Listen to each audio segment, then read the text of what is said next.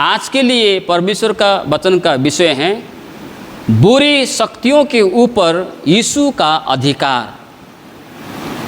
प्रभु यीशु मसीह वो परमेश्वर था, उसके हृदय में परमेश्वर का आत्मा वास करता था, वो परमेश्वर के स्वरूप में था और जो भी वो करता था अधिकार के साथ करता था। हालेलुया, अधिकार, अधिकार। लेकिन इन लोगों को ये समझ में नहीं आया। ये जो कुटुंबी लोग थे और ये फरीसी लोग थे, शास्त्री लोग थे, ये लोगों को क्या समझ में नहीं आया? प्रभु यीशु की बातें, प्रभु यीशु की कार्य इनको समझ में नहीं आता था। क्यों? क्योंकि ये लोग जो दिखता था ना, जो दिखता था उसके आधार पर वो लोग सोचते थे, उसके आधार पर उसका जांच करता था ये लोग, इसलिए इनको समझ में नहीं आता था। प्रभु यीशु ने नए जन्म के विषय में कहा निकोदेमुस को, निकोदेमुस ने शारीरिक जन्म के विषय में समझा। सामरी स्त्री को आत्मिक जल के विषय में कहा, उसको समझ में आया भौतिक जल, शारीरिक जल। कितने सारे लोग बाइबल में हैं, समझ में नहीं आया। एक बार प्रभु यीशु मसीह रास्ते से होके जा रहे थे, प्रभु यीशु को भूख लगी। बाइबल में लिखा है प्रभु यीशु को भूख लगी और रास्ते में अंजीर का पेड़ था, अंजीर का पेड़। और प्रभु यीशु ने देखा कि चलो इस अंजीर के पेड़ में जाके थोड़ा फल को ढूंढते हैं, अगर फल है तो मैं तोड़ के खाऊंगा, मेरा भूख मिटेगा। गया, वहाँ पर एक भी फल नहीं है, खाली पत्ता खाली लगा है, फल नहीं है। तो यीशु ने क्या कहा? आज से तुझमें कभी फल ना लगे। दूसरे दिन लौट के आ रहा था, चेलों ने देखा वो रुख तो सूख गया। प्रभु ने श्राप दिया उस रुख को, वो रुख तो सूख गया, वो पेड़ तो सूख गया। लेकिन नीचे एक वाक्य लिखा है जिसके कारण से लोग आज भी कन्फ्यूजन में है। क्या लिखा था? क्योंकि उस समय अंजीर का फल लगने का समय नहीं था। अरे जब अंजीर का पेड़ में फल लगने का समय नहीं था तो उस पेड़ का क्या दोष? फिर क्यों यीशु ने उस पेड़ को श्राप दिया? लेकिन प्रभु के विषय में क्या कहा गया है? वो तो दृष्टांतों में बातें करता था। लिखा है, अगर आप मत्ती सुसमाचार 13 का 34-35 में पढ़ेंगे तो वहाँ पर बोलता है प्रभु दृष्टांतों में बात करता था। मैं दृष्टांत कहने के लिए मैं अपने मुंह को खोलूँगा। प्रभु यीशु तो आत्मिक बातें बोल रहा था। वहाँ पर इजरायलियों को संबोधन, एक्चुअली वो इजरायलियों को बोल रहा था। इजरायलियों के पास में परमेश्वर प्रभु यीशु मसीह फल खोजने आया लेकिन नहीं मिला, इसलिए आज से तेरे जीवन के द्वारा तुझसे कोई भी लोग आशीष ना पाए। एक बात है प्रभु ने यहाँ पर कहा। उस समय के लोगों को, कितने लोगों को अगर ध्यान से वो सुना होगा तो समझ में आता, लेकिन प्रभु यीशु की बातें उनको समझ नहीं आ रहा था। इसलिए ये लोग बोल रहे थे ये तो पगला है, इसका तो दिमाग खराब है, सीजन नहीं है, सीजन नहीं है तो वो फल खोजने जाता है, नहीं मिलता है तो श्राप देता है। इस तरह का कई सारे बातें। लेकिन प्रभु यीशु मसीह बाइबल में शारीरिक बातों से ज़्यादा, अगर शारीरिक बात कोई लेता है तो उसमें आत्मिक अर्थ छुपा होता था। शारीरिक बातों को समझे ना समझे, लेकिन उसमें जो प्रभु यीशु ने आत्मिक बातें कही उसको समझना है। हालेलुया।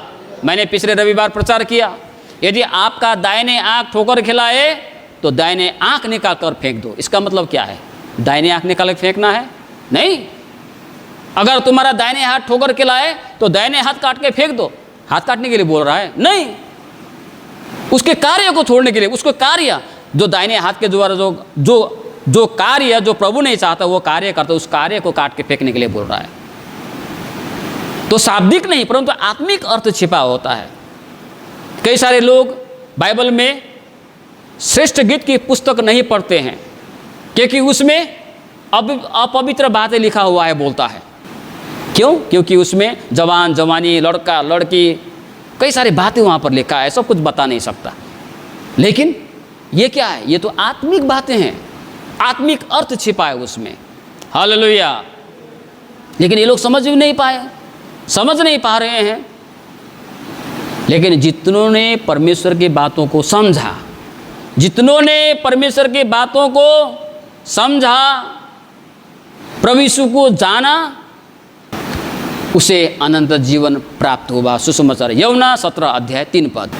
इसलिए लोग ठोकर खाते थे यीशु को देखकर। बड़ाई का पुत्र, काट मिस्त्री का काम करने वाले, उम्र भी 30 साल ही हुआ है, ये क्या होगा, ये कहाँ का परमेश्वर है। लेकिन वो अधिकार के साथ काम करता था, परमेश्वर के स्वरूप में था वो। लोग जो भी कहे, लेकिन प्रभु यीशु मसीह तो परमेश्वर के स्वरूप में था, परमेश्वर की शक्ति से भरा हुआ। जब आप पढ़ते हैं यहाँ पर मरकुस सुसमाचार 1 का 22 से 27 तक 34 पद भी, मत्ती सुसमाचार 8 का 28 से 32, और भी बहुत सारे जगह पर जब आप पढ़ेंगे तो वहाँ पर यीशु ने शैतान को अधिकार देके भगाया है। डरते थे शैतान, आप हे जीवते परमेश्वर के पुत्र, क्यों आप हमारे पास में आए हैं, समय से पहले दुख देने के लिए क्यों आए हैं। डरता था दुष्ट आत्मा। और यीशु कहता था निकल जा, इस व्यक्ति के जीवन से बाहर चला जा। अधिकार के साथ वो बोलता था, हालेलुया। और दुष्ट आत्मा उसको छोड़ के चला जाता था और स्वस्थ होता था। ये अधिकार मत्ती रचित सुसमाचार 10 का 1 में, लूका सुसमाचार 9 का 1 में चेलों को भी मिला। प्रभु यीशु ने यह अधिकार चेलों को भी दिया था। लेकिन यही अधिकार प्रभु ने आज आपको और मुझे भी दिया है। हमेशा फादर को खोजने की ज़रूरत नहीं है, हमेशा पास्टर को खोज के चलने की ज़रूरत नहीं है। वो अधिकार आपको भी मिला है। आप यीशु के नाम में विश्वास के साथ डांट डांट के प्रार्थना कर सकते हैं, मैं तुझे आज्ञा देता हूं, यीशु के नाम में निकल जा। आप अधिकार के साथ में उस शैतान को डांट सकते हैं, बाहर निकाल सकते हैं। यह अधिकार परमेश्वर ने आपको भी दिया है। लेकिन हम लोग हमारे अधिकार को समझे भी ना, हम खोजते रहते हैं, हम निराश हो जाते हैं, हम डर जाते हैं।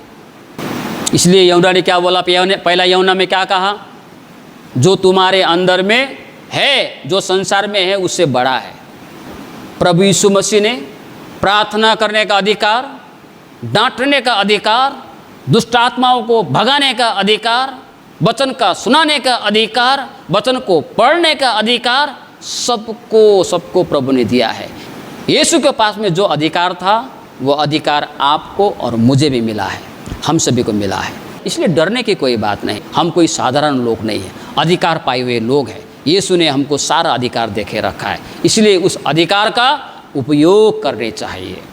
आत्मिक बात में रुचि नहीं रखने वाले लोग ऐसी बातों को वास्ता नहीं करता है। इन सारी बातों को मत भूलिएगा, हमेशा अपने जीवन में पहले स्थान में रखें इन सारी बातों को। सो प्रभु परमेश्वर आज के सारे वचनों में हम सभी को आशीष दे।